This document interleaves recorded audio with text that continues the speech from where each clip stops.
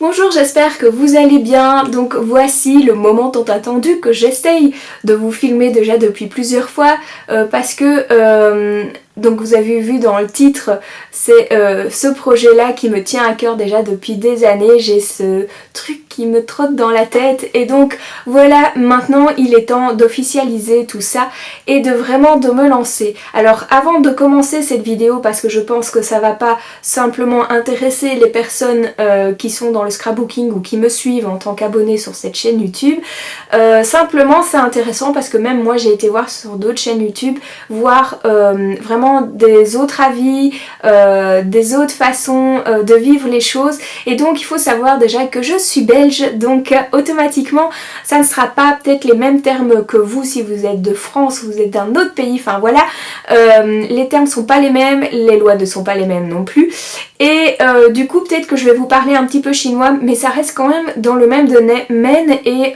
dans la même lignée. Ici je vais dire, j'ai d'abord commencé par l'administratif parce que c'est bien beau d'avoir un projet, mais voilà, il faut officialiser ça et faire, moi j'ai été chez un guichet d'entreprise et donc qui m'ont vraiment suivi et qui m'ont fait mon inscription. Alors pour votre inscription déjà, il faut savoir votre projet, parce que ça va être écrit dans votre inscription, mais aussi il faut savoir dans quelle classe que vous voulez être, on va dire, parce que voilà, moi je suis déjà une salariée qui est à temps plein, et au fait je voulais avoir une petite activité en plus pour faire des ateliers de scrapbooking, et donc voilà, il faut encore savoir me classer dans certains endroits, parce que oui, vous devez toujours rentrer dans des cases dans ce genre d'inscription, et moi c'est indépendante complémentaire, mais avec la particularité d'être occasionnelle. Alors je vous explique un petit peu pourquoi. Tout simplement, voilà, ça commence déjà dans les termes un petit peu plus spécifiques. Alors moi je fais occasionnel parce que tout simplement mes ateliers, peut-être parfois j'en aurai 2 sur le mois, parfois j'en aurai pas. Donc voilà, parfois je vais faire plutôt des démonstrations, parfois voilà, ça va être varié, mais ça va pas être avoir des horaires fixes, avoir des ateliers toujours le 10 du mois, c'est vraiment pas ça. Ça va être vraiment...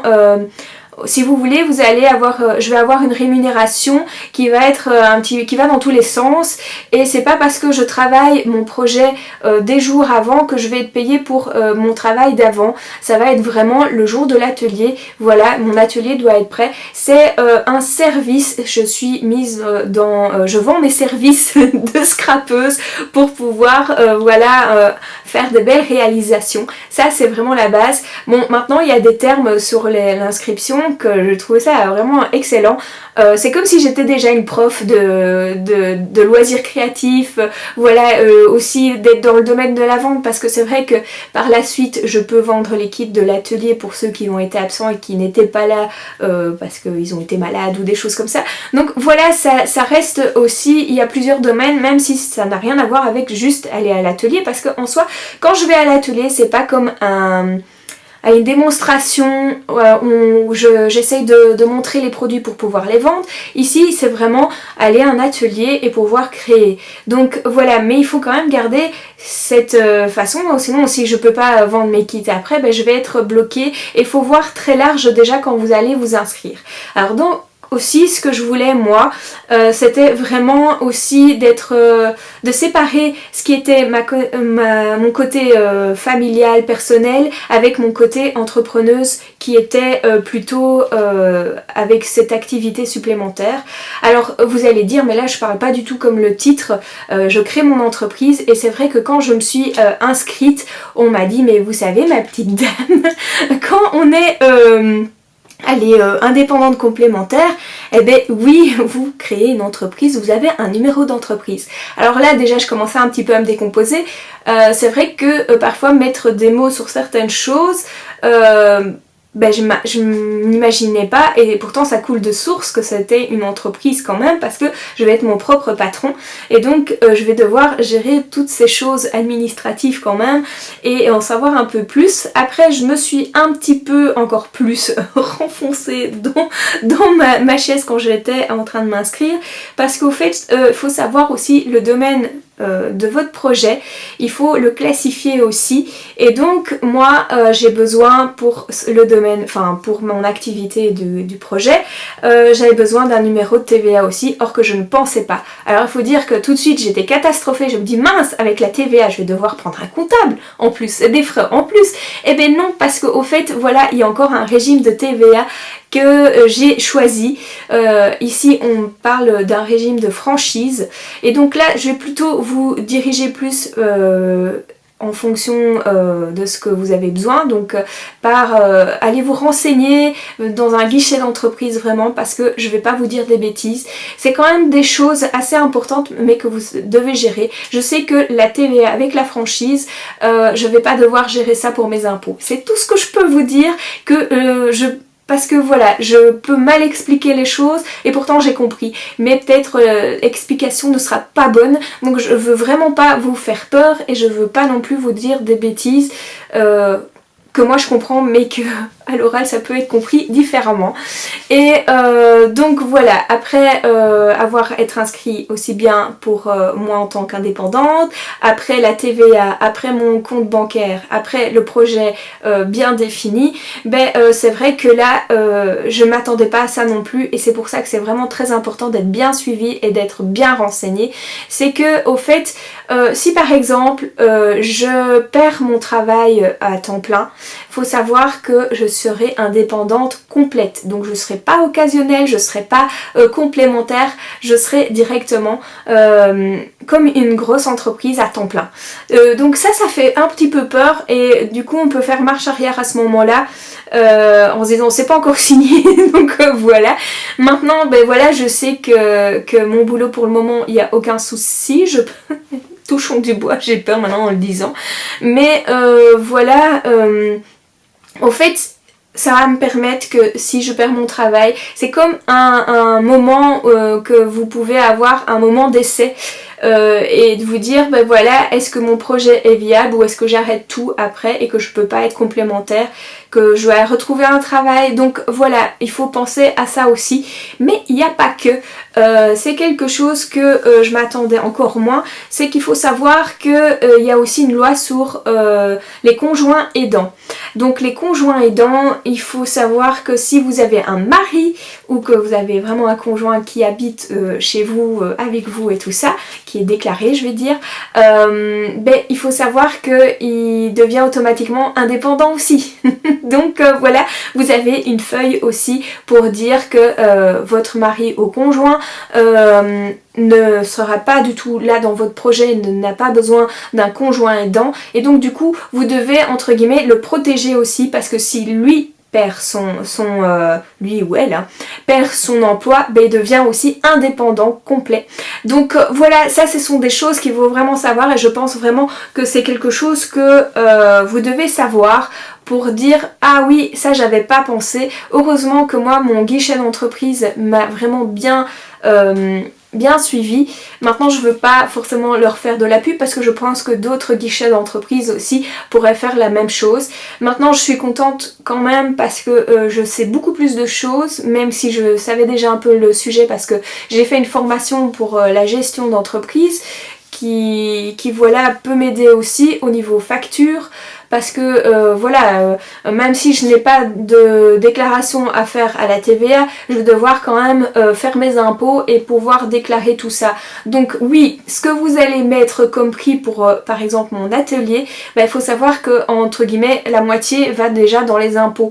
Donc voilà, il faut bien calculer votre coût aussi par rapport à ça, et c'est vrai que mettre vraiment pas cher les choses que vous allez vendre, ou aussi bien en service qu'en matériel, après il faut penser l'après. Vous n'allez pas faire du travail, parce que ça reste du travail quand même, vous prenez du temps pour faire tout ça, et donc si vous êtes sous-payé, à la limite il faut pas vous lancer dans ce projet là si c'est pas rentable quand même un minimum. Moi je dois avouer que je fais surtout ça pour m'amuser. Je n'attends pas à avoir un deuxième salaire comme je fais en temps plein du tout, mais je voulais être en ordre parce que voilà, c'est maintenant que je suis salariée, voilà, je peux enfin faire mon projet, C'est lancer le truc que je rêve depuis tout le temps. Maintenant, ce que je peux vous dire aussi, c'est déjà de savoir dès le départ le budget de lancement que vous avez. Alors moi, ça sera en fonds propres. Et donc voilà, parce que tout simplement, je me suis mise des objectifs. Et si je vois que mon premier objectif fonctionne bien, ben voilà, on passe au suivant. Et du coup, ici, j'ai pas vraiment énormément de frais de lancement, à part l'inscription, comme j'ai dit, pour avoir le numéro, l'inscription aussi pour la TVA. Et ben voilà, si vous voulez avoir un site de vente ou des choses comme ça, il faut quand même avoir ce budget là aussi. Maintenant je sais que je vais devoir avoir des fournisseurs aussi. Je pense pas que je vais prendre des gros fournisseurs, mais aller directement chez le créateur, on va dire, je sais plus, je cherche le mot mais ça sort pas, mais bon vous allez me comprendre, aller directement à la source. Par exemple pour mon papier, moi je prends du papier Aurora, donc j'irai directement à l'entreprise Aurora pour voir si c'est possible qu'ils me fournissent en papier. Donc voilà, maintenant je sais aussi que j'aurai besoin d'une nouvelle machine de découpe. Donc voilà, il faut vous mettre déjà dès le départ pour pas que quand vous allez vous inscrire, que vous allez vous dire ah ben mince, j'ai fait les frais d'inscription et tout ça et au fait je ne sais pas, enfin mon projet n'est pas viable. Et donc ça c'est vraiment quelque chose qu'il faut vraiment que vous ayez une ligne de conduite, parce que maintenant même si je fais ça plus pour m'amuser, entre guillemets, pour découvrir d'autres choses, pour pimenter un petit peu mon train-train habituel de ma vie personnelle, mais c'est vrai que je vais faire faillite tout de suite si je vais crouler sous les dettes et tout ça dès le départ. C'est pas un bon lancement. Donc ça, voilà, ça c'est quelque chose que j'ai mûrement réfléchi. Et après, ben, il faut vraiment plus penser, quand vous avez fait tout le côté administratif, c'est vraiment maintenant vous amuser et prendre les choses plus à la légère, parce que vous êtes sûr d'être légalement bien installé et de vous dire waouh, maintenant j'ai mon entreprise. Ouais, j'ai toujours du mal. Parce que voilà, j'ai encore dans cette... dans un coin de ma tête, en me disant, je vois encore la personne qui m'a inscrit en me disant mais ma petite dame, être indépendante c'est aussi c'est une entreprise. Et j'ai encore du mal à me dire ça, donc voilà. Vous allez dire je suis complètement à côté de mes pompes, mais c'est vrai que parfois il faut vraiment que quelque chose soit dit par quelqu'un d'extérieur pour qu'on se rende compte vraiment des choses. Donc voilà, s'amuser mais tout en restant sérieux. Comment c'est possible? Après, quand je fais le montage, je remarque que j'ai pas parlé de mon projet. C'est pas normal. Donc on va un petit peu parler de ça. Alors j'ai déjà testé des ateliers de chez Créatelier Caracol et j'ai été jusque Liège. Donc oui, Liège est assez loin pour moi. En tout, ça me fait des déplacements de aller-retour de 2h30. Et donc je fais ça une fois tous les 2 mois. Et là je fais plutôt des créations avec les encres et du papier blanc et des embellissements et du matériel, donc genre pochoirs et tampons pour faire des beaux ancrages et des belles réalisations. Et voilà, ça c'est vraiment une exclusivité, ou sinon maintenant j'essaye de vraiment m'étendre dans ma région, et donc c'est la région de Nivelles. Maintenant j'essaye de me déplacer à maximum 30 minutes de chez moi, parce que si on compte l'aller-retour, bah, ça fait 1 heure. Ça aussi je dois prévoir dans mes frais. Donc voilà, comme condition aussi j'essaie toujours d'avoir 5 personnes minimum à mon atelier, parce que sinon voilà, je ne rentre pas dans mes frais non plus. Et là je vous ai expliqué avec Créatelier Caracol, qui est un magasin de scrapbooking. Donc ça c'est quelque chose d'important, parce qu'il faut parler aussi et penser au niveau commercial, parce que quand vous voulez vous faire connaître, ben voilà, c'est intéressant d'aller dans des magasins de loisirs créatifs ou là de scrapbooking, parce que ça va vous permettre d'avoir vraiment une clientèle qui est déjà bien installée et qui va pouvoir tester les produits qu'ils ont achetés ou qui vont acheter grâce à vous, parce que parfois on n'est pas forcément conquis par juste un flacon d'encre. Donc voilà, c'est la possibilité en atelier de vraiment pouvoir faire découvrir aux scrapeuses des choses qu'elles ont peut-être chez elles et qu'elles n'utilisent pas forcément de la même manière que moi. Et donc voilà, c'est ça que j'aime dans les ateliers, c'est de pouvoir vraiment avoir aussi cet atelier personnalisé pour les participantes, parce que c'est vrai que j'arrive jusqu'à 8. Je trouve que c'est vraiment gérable. Plus c'est vrai que j'arrive pas à être autant avec les gens et ça perd de son charme parce que j'aime bien ce côté plutôt familial. Et voilà, maintenant si vous voulez m'accueillir chez vous, voilà, je commence déjà à bafouiller. Si vous voulez m'accueillir chez vous, voilà un petit peu ce qui peut vous attendre. Alors qu'est-ce que je peux dire? Que tout simplement tout sera un petit peu expliqué dans une autre vidéo, que je vais vraiment vous montrer déjà mes créations que vous allez attendre peut-être pour ces ateliers. C'est à vous de choisir.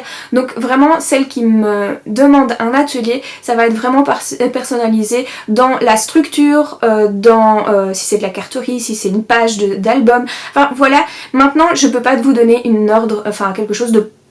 Allez, un prix pour un atelier, parce que voilà, suivant l'atelier et le matériel choisi, ça va varier, aussi le temps.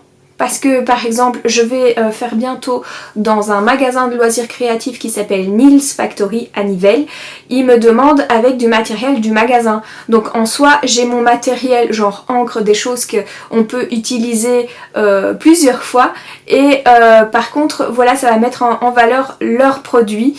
Et là ça est encore flou pour la date. Je dois voir ça avec eux. Je dois déjà donner mon projet parce que voilà, elles ont décidé de faire des pages pour le moment, 30-30. Et donc voilà un petit peu. Personnellement je sais qu'il y a des personnes qui n'ont pas forcément la place de m'accueillir chez eux. Donc ça c'est aussi bientôt en projet et il faut d'abord que ça s'installe un petit peu, que je tâte un petit peu le terrain. Et au fait je vais bien peut-être avoir une salle où je vais pouvoir faire des événements, parce que parfois on n'a pas forcément des connaissances qui font du scrap tout simplement, et on a envie d'aller scraper avec d'autres personnes, d'autres scrapeuses, parce que oui, on a notre langage scrap et c'est toujours chouette de pouvoir faire de nouvelles connaissances dans le milieu du scrap. Et donc du coup là je vais faire moi-même mes ateliers, donc du coup je serai vraiment avec un projet bien spécifique. Et du coup là ça sera plutôt sous inscription, donc c'est encore flou ce côté là, mais ça reste un projet assez sympa. Et maintenant si vous savez pas m'accueillir chez vous et que vous avez pas mal d'invités qui font du scrap, voilà, cette pièce là sera aussi pour vous si vous n'avez pas forcément la place. Sérieux, j'ai pas... Donc voilà, je pense que je vous ai dit déjà beaucoup d'informations, même moi je m'y perds, donc merci si vous avez regardé cette vidéo jusqu'à la fin. J'espère que ça a été assez intéressant et que je n'ai pas été trop floue. De toute façon vous avez les commentaires si vous avez des questions aussi. Maintenant si vous êtes intéressé par un atelier, vous avez aussi dans la barre d'infos tous les réseaux sociaux que vous pouvez me parler plus en privé, parce que bon voilà, c'est ce côté privé, elle est personnalisée que j'ai envie, et donc n'hésitez pas à me contacter. Prochainement vous allez avoir d'autres vidéos qui vont vous expliquer vraiment tout en détail, donc aussi bien pour mon développement d'activité que pour mes ateliers. Donc voilà, si vous avez envie de me suivre, n'oubliez pas de vous abonner et comme ça vous saurez la suite de cette aventure encore. Alors je vous dis à une prochaine fois pour une prochaine vidéo. Bye!